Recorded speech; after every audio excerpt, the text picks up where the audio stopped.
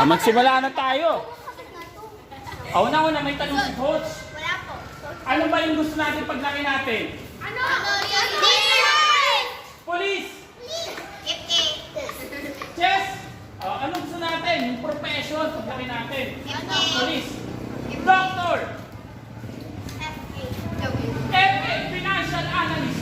Flight attendant! Flight attendant! Teacher! Ayos! Ano gusto natin? Seaman! Wow! Ano pa? Journalism! Magandang umaga mga kababayan. Nandito po tayo sa Timbao. Nireport po natin yung ganun yung journalist. Pag naging journalist ka, nayaman ka. Isa na lang. Chef! Wow! Ang sarap naman magluto ng chef. Pero ganito ngayon. Ganito. Pag nag-aaral tayo, walang pang gastos sa magulang natin. Walang pera. Paano kaya yun? Paano tayo magiging seaman, flight attendant, teacher?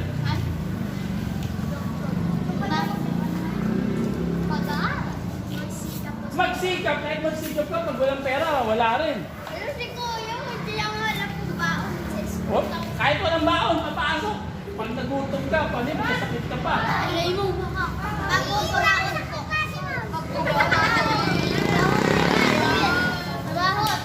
Mabahot. Coach, magtrabaho habang nag-aaral, pwede rin. Pero, alam niyo ba, ang pinakamagandang scholarship? Yung pagiging varsity, pagiging athlete, pagiging magaling sa isang sports. Ikaw, kahit napakatalino mo, pwede kang libre. Pero wala ka nang meron sa mga varsity. Ano yun? Pag ikaw ay magaling sa isang sports, libre ka sa tuition. Ngayon, meron kang allowance, may pera ka pa.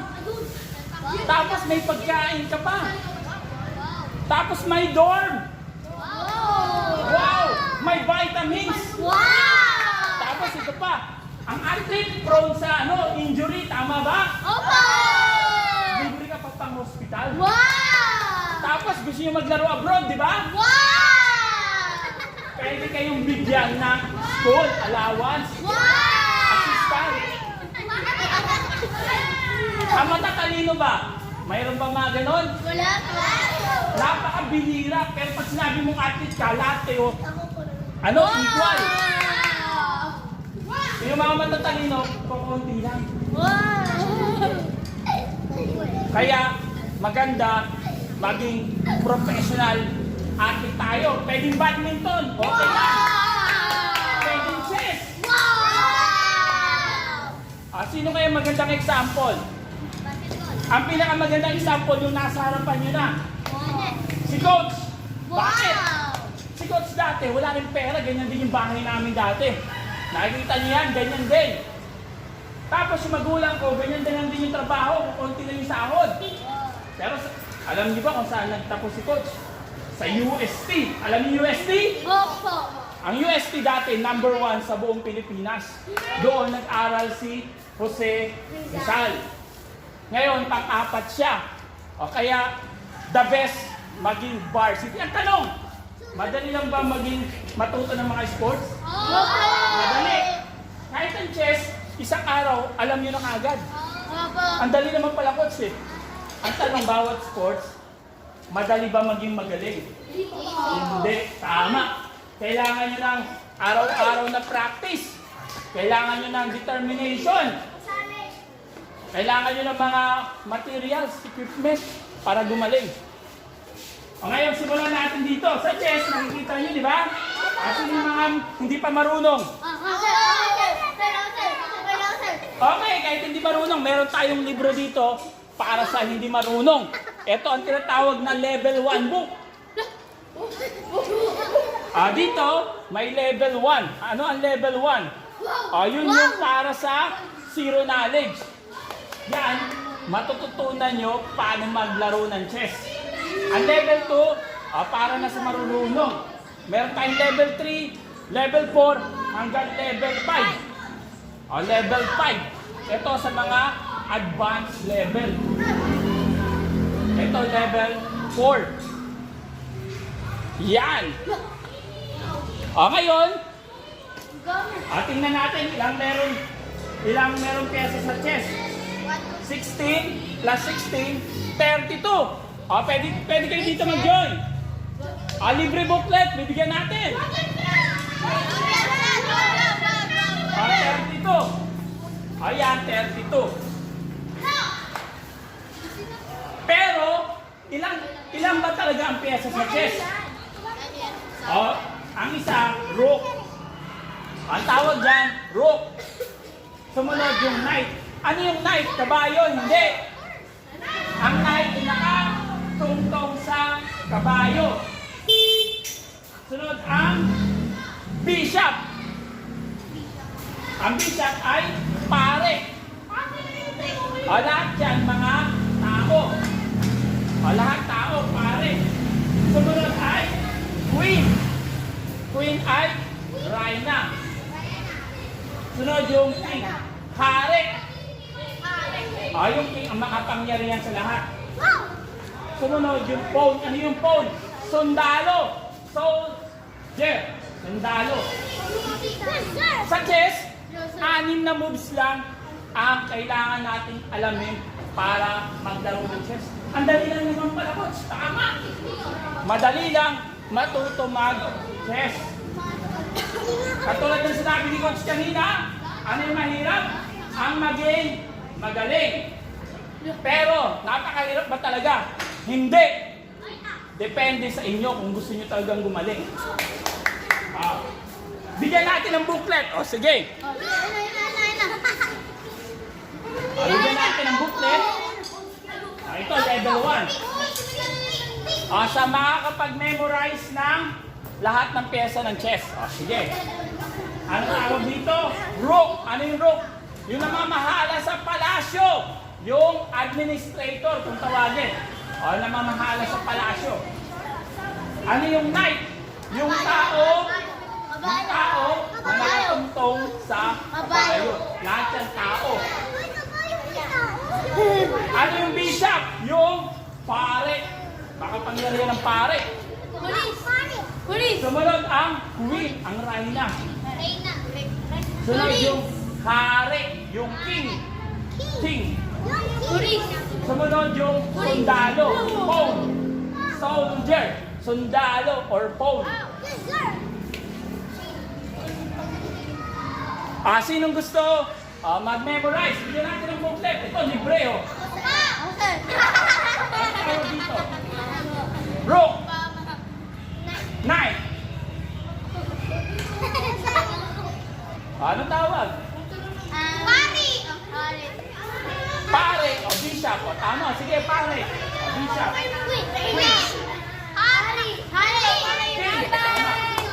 Pawn. Bigyan natin. Okay, sayang.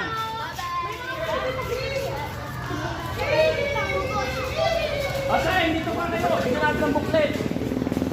Bibigyan natin ng booklet. Sayang.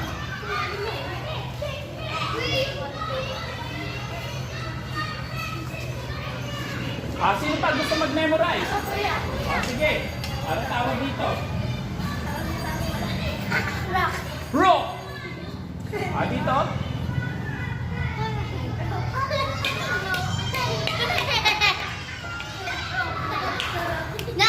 Knight. Ito? Bishop. Tawag? Bishop. Queen. King. Ulit. Ano to? Rook. Daw isa lang. Ano to? Knight. Bishop. Bishop. Pare. Bishop. Queen. King. Bigyan natin ng mga book. Pawn. Ang tawag dyan, pawn. bigyan natin ng book. Ito, level 1. Kuya, ako ko pwede. Sabi ko kanina. Level 1. Titingnan niyo, ano ba yung nasa level 1? Pag tinignan niyo yan, mga moves, mga notation, anong tawag sa mga square. Nandyan, ang mga basic sa chess. Wala yung dati, pwede maglaro. Pwede kayo maglaro, may pyesa dyan, mamaya. Ayan, paano mag-move ang rook? Ayan, movement. Ito yung queen, paano mag-move ang queen? Nandyan. Nandyan na nga. Bigyan natin. Yan, paano gusto niyo matuto? Catherine!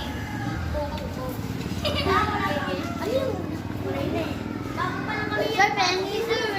Mamaya, bibigyan natin lahat na makaka-receive. Mamaya lahat makaka-receive. Yan. Yan ang tawag sa mga pyesa ng chess. Isang rook. May rook. Ito yung rook. Knight, bishop, queen, king, at pawn. Very good. Ngayon, simulan natin sa rook. Tingnan niyo yung booklet. Meron dyan yung rook. Nandyan, nakalagay.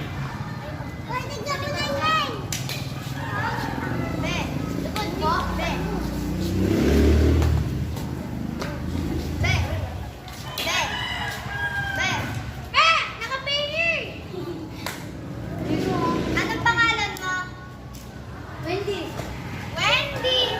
Wendy!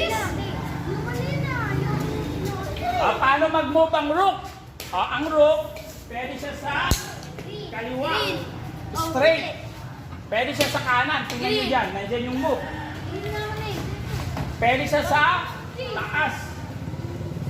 Pwede sa baba. Paano mag-move ang rook? Tingnan niyo yung direction. Straight. Pwedeng kaliwa. Pwedeng kanan. Pwedeng sa taas. Pwede sa baba. Very good. Ngayon, paano pag may mga nakaharang, coach? Wala mong gagawin ko. Paano pag may nakaharang na bishop? May nakaharang na pawn? Paano ngayon yung coach? Pwede ba natin kainin yung kakampi natin? Opo. Hindi po. Bawal. Hindi nyo pwede kainin yung kakampi. Hanggang dito lang. Pwede ba tayong tumalon? Hindi. Bawal. Sa chess, bawal tumalon ng rook. Hanggang dito lang tayo. Pwede tayo dito. Pwede dyan. Pwede sa dulo. Bawal pataas. Pataas pwede. Pwede naman pababa. Isang square. Dalawa. Pwede rin sa dulo. Dito, nandito tayo para sa chess. Ang dama, wala ganong sports totally dama. May competition. Pero pag sinabi mo talagang sports, international. Chess meron. Ngayon naman, paano pagpataas? Pwede ba tayo sa pinakadulo? Opo. Bawal. Hindi tayo pwedeng tumalon. Pwede ba dito? Bawal. Dito, pwede. Pwede ba kainin? Bawal. Pwede, kalaban. Yung kalaban, pwede natin kainin. Sige. Ano tayo tinatawag ng greedy rook? Sino nakakatanda na ito? Balik kayo doon. Sino yung last time? Natandaan? Natandaan mo? Sige. Ano ba yung greedy rook? Ang greedy rook, kakainin mo yung mga pawn ng tuloy-tuloy. 1, 2, 3. 1, 2, 3. Ganyan. 1, 2, 3. Uy. Dali lang nga. Ay, madali lang. Sige. Bigyan ko yung example. Ano kasi yan? Mga kalma to, mga kalma. Ganito. Paano yung greedy rook? Ang greedy rook, ganito. Kakainin mo muna ito. Tapos, dapat sunod-sunod lahat. Dapat walang sigil. Pagkain mo sa kaliwa, pwede rin.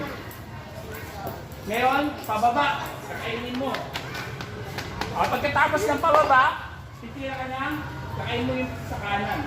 Ganyan. Ngayon, may dalawang option ka. Sa bababa o sa taas. Taas! Sa taas o sa baba? Taas! Taas! Ang tama ay sa baba. Pag sa taas kasi, pag kinain mo, kain, paano mo ito kakainin? Wala na. Pag kinain mo ito, kain mo, paano mo ito kakainin? Sa baba dapat. Tapos, kakainin mo pa, Ang taas. Pag kinain. tapos, pakaliwa. Kaliwa.